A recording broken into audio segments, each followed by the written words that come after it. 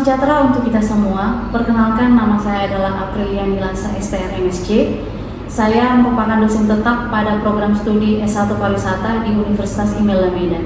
Adapun mata kuliah utama yang saya ampu yaitu Manajemen MICE, Pariwisata Berkelanjutan, Pengembangan Pariwisata Budaya, Manajemen Tour dan Travel, Geografi Pariwisata, Hygiene Sanitasi dan Keselamatan Kerja, Manajemen Akomodasi, Perencanaan Studi Wilayah Pariwisata, dan Metodologi Penelitian. Pada kesempatan kali ini, saya akan memaparkan salah satu mata kuliah yang saya ampu, yakni Pariwisata Berkelanjutan. Mata kuliah ini merupakan mata kuliah wajib bagi mahasiswa semester 6 program studi S1 Pariwisata di Universitas Imela Medan. Mata kuliah ini memiliki bobot 3 SKS selama 1 semester. Adapun capaian pembelajaran mata kuliah pariwisata berkelanjutan, yang pertama adalah menguasai teori pembangunan destinasi pariwisata berkelanjutan. Yang kedua adalah menganalisis tata kelola destinasi berbasis kolaborasi stakeholder. Yang ketiga adalah menyusun rekomendasi kebijakan pengembangan desa wisata berkelanjutan. Dan yang terakhir adalah mengintegrasikan prinsip keberlanjutan, inklusivitas dan kesetaraan gender dalam pengembangan destinasi. Agar tercapainya proses pembelajaran pada mata kuliah ini, ada 3 tahapan yang harus saya siapkan. Yang pertama adalah tahap persiapan, yang kedua adalah tahap pelaksanaan, dan yang ketiga adalah tahap evaluasi. Di tahap perencanaan, saya perlu menyiapkan RPS, mengurutkan poin-poin yang paling penting untuk disampaikan kepada mahasiswa. Yang pertama harus menyiapkan capaian pembelajaran ataupun CPL, kemudian diturunkan kepada capaian pembelajaran mata kuliah ataupun CPMK, kemudian diturunkan lagi kepada sub CPMK, lalu kemudian membangun perencanaan metode pengajar berdasar topik-topik yang telah ditetapkan, kemudian pembuatan topik 14 pertemuan. Di tahap pelaksanaan, hal-hal yang harus saya siapkan yaitu menyiapkan bahan ajar seperti modul, buku ajar, jurnal, PowerPoint, dan sumber-sumber lain yang memang mendukung pembelajaran. Selanjutnya, saya melakukan proses pembelajaran tatap muka terhadap mahasiswa, memberikan delivery kepada mahasiswa melalui metode mengajar berdasarkan dengan topik-topik yang telah disiapkan. Kemudian saya mengajar dengan menggunakan metode student-centered learning, yang artinya pembelajaran berbasis mahasiswa. Pembelajaran berbasis mahasiswa saya kembangkan menjadi discovery learning dan problem based learning yang nantinya akan disesuaikan dengan topik pertemuan. Lalu kemudian saya membangun interaksi dengan mahasiswa lewat adanya proses tanya dan jawab, kuis, pelaksanaan debat, dan juga pemberian feedback sehingga proses pembelajaran terdelivery dengan baik serta terbangunnya interaksi dengan mahasiswa. Lalu di akhir pertemuan, saya memberikan penugasan kepada mahasiswa secara individu maupun kelompok, dan hal tersebut saya lakukan demi menunjang pemahaman mereka setelah mempelajari topik-topik yang telah dipelajari. Kemudian pada tahap selanjutnya, yaitu tahap evaluasi. Pada tahap ini saya mengadakan ujian tengah semester ataupun UTS setelah 7 pertemuan di awal. Ujian setengah semester ini dilakukan melalui model SPADA secara online. Adapun bentuk ujiannya adalah esai. Setelah itu saya mengadakan ujian akhir semester ataupun UAS. Ujian ini juga dilakukan secara model melalui SPADA dalam bentuk ujian esai. Setelah UTS dan UAS selesai, saya memberikan penilaian kepada mahasiswa apakah mahasiswa tersebut bisa mendapatkan nilai A, B, C maupun D. Saya bersiap menjalani monek mata kuliah dari Prodi, lalu kemudian di tahap akhir saya melakukan tindak lanjut atas temuan monek dari Prodi untuk perbaikan pembelajaran selanjutnya. Berikut merupakan gambaran proses pembelajaran mengajar di kelas yang dapat disimak melalui video pada saat ini. Selamat menyaksikan. Oke, selamat sore semuanya. Sore, Bu. Bagaimana kabarnya hari ini? Luar biasa. Oke, sebelum kita memulai pertemuan kita pada hari ini, saya minta teman-teman mahasiswa untuk bisa mengisi absensinya terlebih dahulu di e-learning SPADA. Dan selanjutnya diisi pretest di SPADA sebelum saya akan memulai materi kita pada hari ini. Silakan.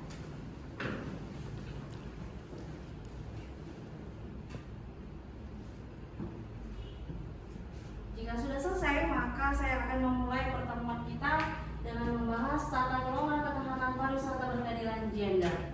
Sebelumnya, ada yang sudah pernah memahami ataupun mengenal terkait tentang materi tata kelola pariwisata berkeadilan gender?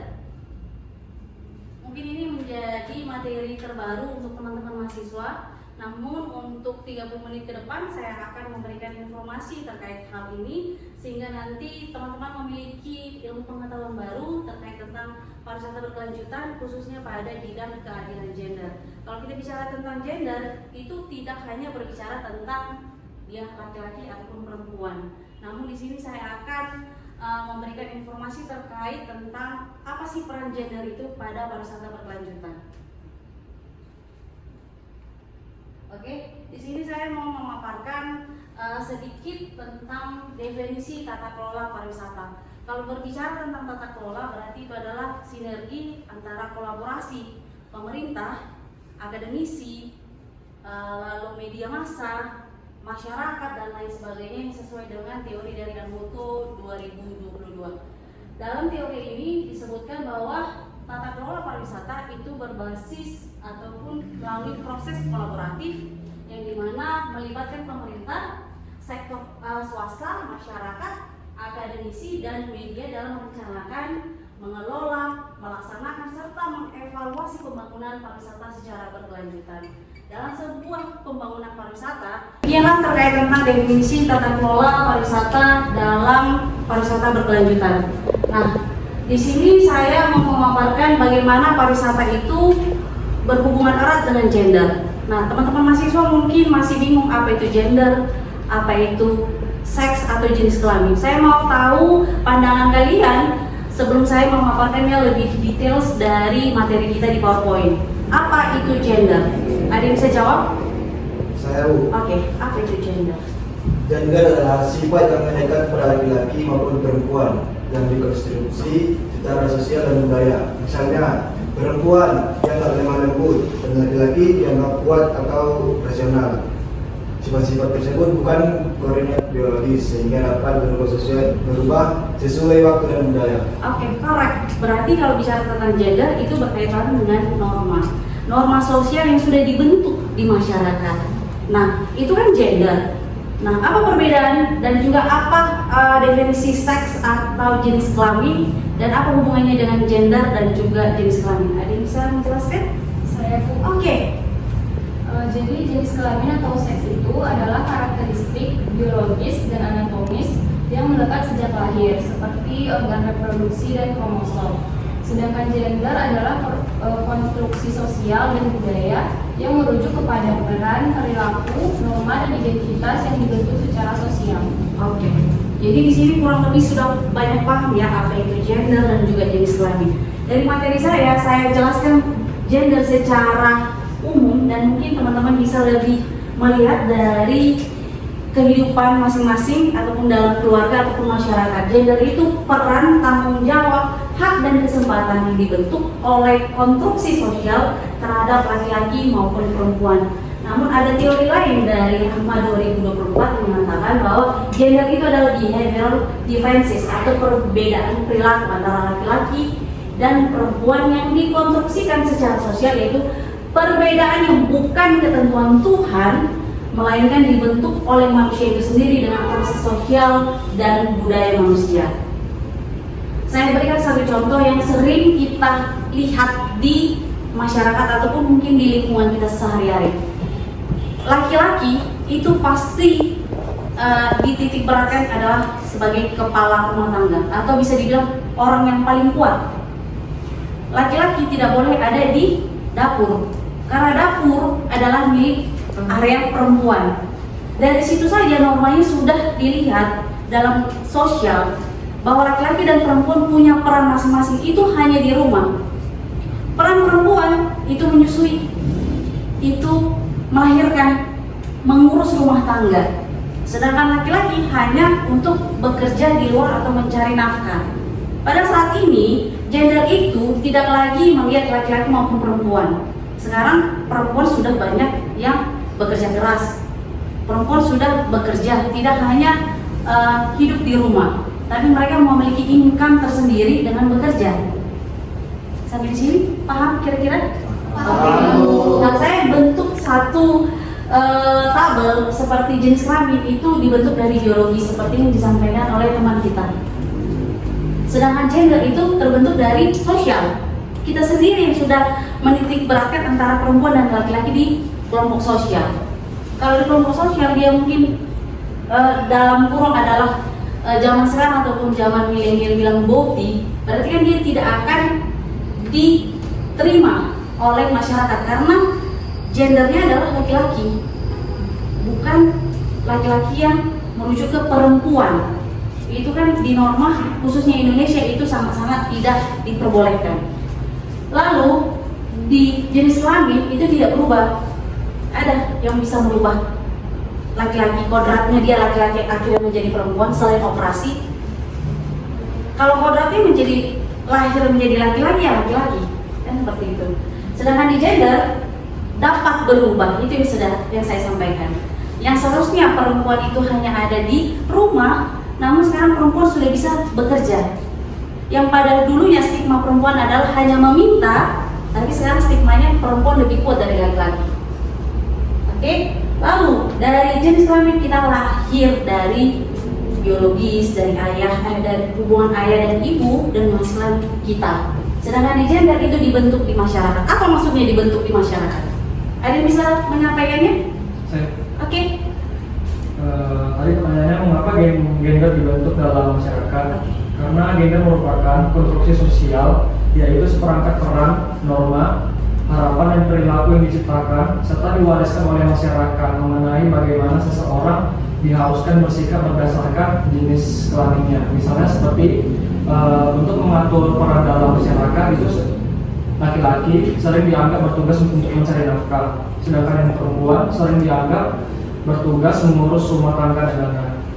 Dan kalau untuk dipengaruhi oleh budaya dan tradisi, di beberapa budaya perempuan didorong menjadi ibu rumah tangga, dan di budaya lain itu perempuan dan laki-laki memiliki kesempatan yang hampir sama dalam pendidikan, pekerjaan, dan kepemimpinan.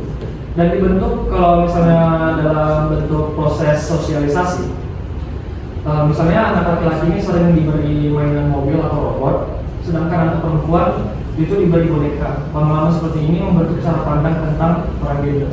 Oke, nah terima kasih. Jadi sampai di sini kurang lebih sudah paham bahwa gender itu bisa dibentuk di masyarakat. Kita yang membentuk bagaimana gender itu bisa diterima. Kalau mungkin dulu kita menerima gender lain selain perempuan dan laki-laki, itulah yang akan terbentuk. Makanya kenapa ada beberapa negara mereka melihat peran LGBTQ itu memiliki peran yang baik juga di negara mereka. Namun di kita, di Indonesia, itu memiliki peran yang sangat-sangat tidak dibutuhkan. Bahwa ada hak-hak pelanggaran norma sosial yang tidak bisa diterima oleh masyarakat Indonesia. Oleh karena itu gender dibentuk sebaik mungkin dan menjadi peran paling penting ketika ada di masyarakat. Sampai di sini paham? Paham, Bu. Lanjut, saya membahas gender dalam pariwisata. Nah, gender dalam pariwisata ini memiliki beberapa peran besar dan juga memiliki tantangannya sendiri. Dari pertama, khususnya perempuan lah, kita bicara tentang perempuan. Perempuan ini memiliki peran besar sebagai pelaku UMKM. Kita sudah lihat sendiri.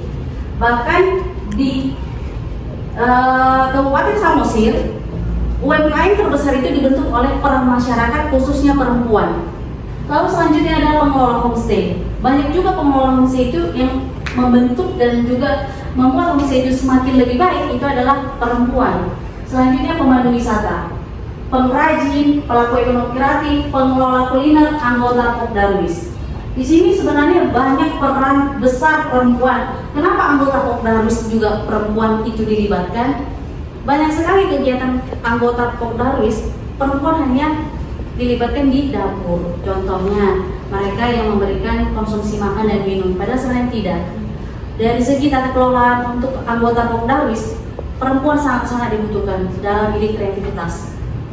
Namun, di samping itu masih sangat kita pahami ada kendala tersendiri. Contohnya upah rendah, ya. Lalu akses modal terbatas. Untuk membentuk sebuah wadah UMKM itu butuh modal yang besar.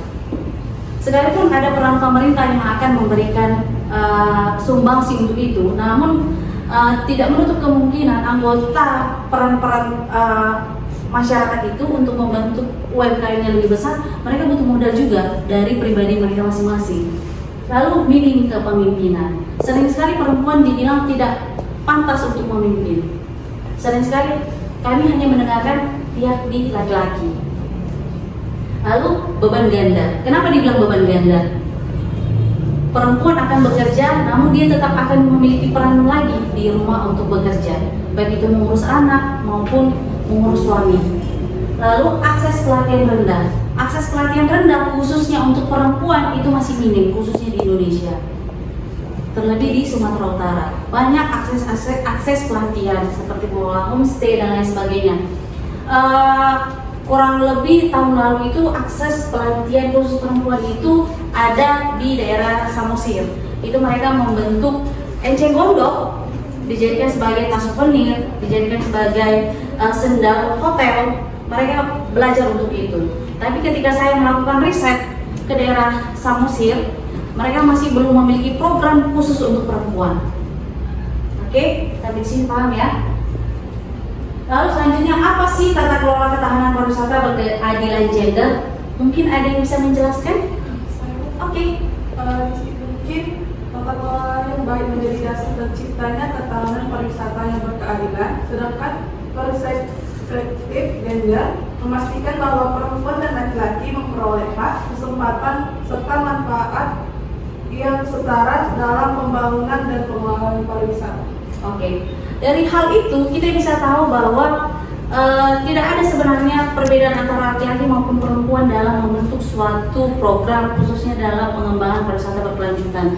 Di sini kita bisa lihat bahwa pengelolaan destinasi itu menghadapkan ataupun memperkuat kemampuan menghadapi krisis. Yang selanjutnya memberikan kesempatan yang sama kepada laki-laki dan perempuan. Baik itu dalam kepemimpinan, dalam pengambilan keputusan itu sangat penting perempuan perlu dilibatkan. Jangan hanya keterlibatan perempuan itu hanya sedikit untuk pengembangan sebuah pariwisata. Selanjutnya memastikan seluruh kelompok memperoleh manfaat dan pembangunan. Jadi di sini saya mau pastikan ketika kita melihat suatu pengembangan pariwisata mungkin di daerah kita, di daerah Kota Padang, Sumatera Utara dan lain sebagainya, jangan pernah berpikir bahwa perempuan itu tidak akan pernah bisa ikut berpartisipasi dalam pengembangannya. Namun disinilah tugas kita sebagai mahasiswa pariwisata melihat perspektif ataupun menganalisis bahwa semuanya itu sama. Oke. Lalu selanjutnya saya mau menjelaskan peran pemerintah dan masyarakat. Ketika dalam peran pemerintah dalam pariwisata berkeadilan gender ini, pemerintah akan berupaya untuk menyusun regulasi. Regulasi itu adalah beberapa aturan, ya. Lalu selanjutnya penyedia anggaran. Wajib pemerintah akan memberikan anggaran kepada program-program yang memang membutuhkan anggaran tertentu. Lalu ada namanya pelatihan, oke? Ada monitoring, pengawasan dan penyusunan kebijakan gender mainstreaming. Jadi di sini pemerintah menyusun, menyediakan, mengevaluasi. Namun bagaimana peran masyarakat? Masyarakat berperan untuk menjaga yang ada, menjaga budaya, oke? Lalu menjaga lingkungan dan mengembangkan produk wisata. Selanjutnya menjadi pelaku usaha dan mengawasi pembangunan. Apakah pembangunan itu berjalan dengan lancar? Apakah pembangunan itu memberikan dampak manfaat yang baik kepada masyarakat? Atau hanya pembangunan sia-sia? Di sinilah peran masyarakat sangat dibutuhkan ketika sebuah pembangunan dikerjakan dan sudah dilakukan itu berdampak kepada masyarakat. Karena tidak mungkin sebuah pembangunan dilakukan tapi tidak ada dampaknya kepada masyarakat. Oke? Lalu sering sekali dalam pariwisata berkelanjutan perempuan banyak berkontribusi. Ada beberapa hal yang mereka sudah kerjakan seperti mereka mempunyai ataupun mengelola homestay, membuat kuliner lokal. Pasti kalau pergi kemana-mana, ketika kita melakukan wisata, itu jarang sekali kita lihat tukang kulinernya itu laki-laki, pasti perempuan, benar kan? Ketika kita pergi ke luar negeri pun, kita pasti akan melihat kebanyakan perempuan yang mengelola kuliner lokal, kerajinan, event budaya, digital marketing, pengelolaan keuangan keluarga, dan edukasi budaya. Jadi dari sini kita bisa lihat bahwa oh ternyata perempuan lebih banyak aktif sebenarnya. Namun kendalanya apa? Sering sekali dianggap sebelah mata. Namun disinilah kita berperan bahwa tidak semuanya hal-hal berkaitan hanya untuk dilihat laki-laki dan perempuan itu memiliki ketimpangan, tidak. Semuanya sudah sama. Oke, lalu ada beberapa strategi penguatan ketahanan berkeadilan gender. Yang pertama adalah penguatan kelembagaan desa wisata. Jadi sering sekali dalam kegiatan kelembagaan desa wisata, khususnya dalam penyusunan regulasi dan juga memberikan program, perempuan masih sangat sulit untuk dilibatkan. Saya pernah mendapatkan beberapa pengalaman ketika melakukan riset di Desa Meat Kabupaten Samosir di Bali G. Mereka memiliki program 1000 tenda, namun program ini hanya kepala desa dan beberapa tim yang melakukan kegiatannya. Dan ketika saya tanya apakah ada partisipasi masyarakat khususnya perempuan dalam pengembangan program, dan mereka bilang tidak, karena kami lebih banyak didominasi oleh laki-laki. Jadi adalah baiknya ketika adanya penguatan kelembagaan desa wisata itu sangat-sangat membutuhkan peran perempuan. Lalu selanjutnya pelatihan kepemimpinan perempuan. Hal ini masih sangat jarang saya temui khususnya di daerah Sumatera Utara. Ketika adanya pelatihan kepemimpinan itu sangat-sangat diperlukan dalam pengembangan suatu wilayah, pengembangan suatu program, sehingga apa? Bahwa perempuan layak dan bisa dan mampu untuk menjalankan sebuah program. Oke, selanjutnya adalah digitalisasi UMKM dan penguatan Pokdarwis perempuan. Sering sekali kita lihat pergi ke Pokdarwis, kebanyakan itu laki-laki, apalagi anggota pemuda. Mungkin di tempat kalian tinggal itu lebih banyak didominasi oleh laki-laki. Saya juga sudah melakukan beberapa riset terkait hal itu. Sering sekali perempuan karena tidak dilibatkan maka mereka pergi merantau. Jika tidak merantau mereka akan menikah. Karena mereka berpikir bahwa mereka tidak punya space atau tempat untuk mereka bisa diberikan kesempatan dalam pengembangan kepemimpinan, suatu program dan lain sebagainya. Oke, lalu ada yang namanya mitigasi bencana berbasis masyarakat. Kalau bicara tentang mitigasi bencana, masyarakat menjadi aktor utama dalam pengembangan bencana, masuk dalam penanggulangan bencana. Kenapa? Ketika kita bepergian dan terjadi bencana alam, siapa kita libatkan? Kita nggak langsung panggil damkar dan lain sebagainya. Pasti ada masyarakat setempat yang akan lebih dulu menolong kita. Itulah tugas mereka. Lalu selanjutnya ada namanya kolaborasi pentahelix. Tahu kan kolaborasi pentahelix? Adalah kolaborasi antara akses dari akademisi, masyarakat, pemerintah, swasta dan lain sebagainya.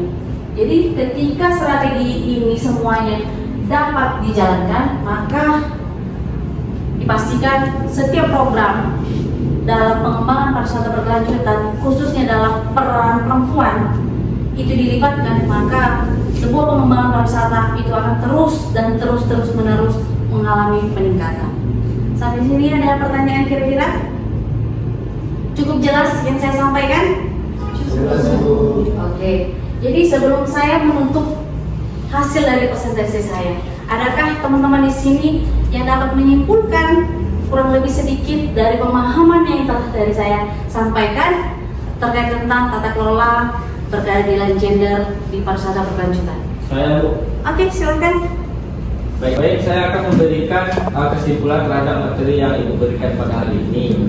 Sama-sama kita ketahui, tata kelola ketahanan pariwisata berkeadilan gender adalah salah satu cara pengelolaan teori pariwisata dalam menghadapi atau memberikan kekuatan atau pertahanan dalam menghadapi tantangan seperti bencana, pandemi, ataupun itu krisis ekonomi. Nah, hal ini dilibatkan sama kepada perempuan dan laki-laki memiliki hak yang sama. Dengan memberikan penerapan gender berkeadilan gender ini, pariwisata mampu memberikan dalam pekerjaan, memberikan keputusan agar dapat membentuk atau memperkuat dalam pemanfaatan kerja pariwisata.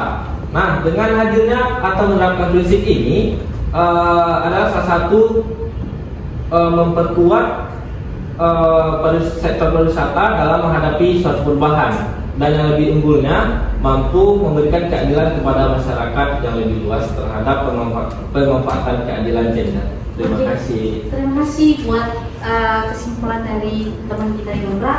Dan demikianlah yang bisa saya sampaikan terkait tentang materi kita pada hari ini. Saya berharap teman-teman mahasiswa bisa saling memahami terkait tentang materi kita yang telah saya bawakan, bahwa mengintegrasikan peran gender baik laki-laki maupun perempuan itu sangat-sangat dibutuhkan pada sektor luas di industri kita, khususnya industri pariwisata. Demikian yang bisa saya sampaikan sebelum kita menyelesaikan materi kita ataupun menutup materi kita hari ini. Saya minta tolong untuk bisa menyelesaikan proses yang telah saya buat di Sepadan. Dan terima kasih buat hari ini dan terima kasih buat kehadiran kalian yang luar biasa sudah hadir pada materi kita di pariwisata berkelanjutan. Terima kasih. Selamat sore. Video rekaman proses pembelajaran untuk mata kuliah pariwisata berkelanjutan pada program studi S1 pariwisata di Universitas IMILA Medan. Video ini digunakan sebagai salah satu syarat penyusunan dokumen pernyataan diri dosen dalam unjuk kerja tridharma perguruan tinggi atau disingkat pada PDD UKTPT. Semoga dengan adanya video ini bisa menjadi pertimbangan yang baik dalam proses penilaian sertifikasi dosen pada tahun 2026. Akhir kata saya ucapkan terima kasih.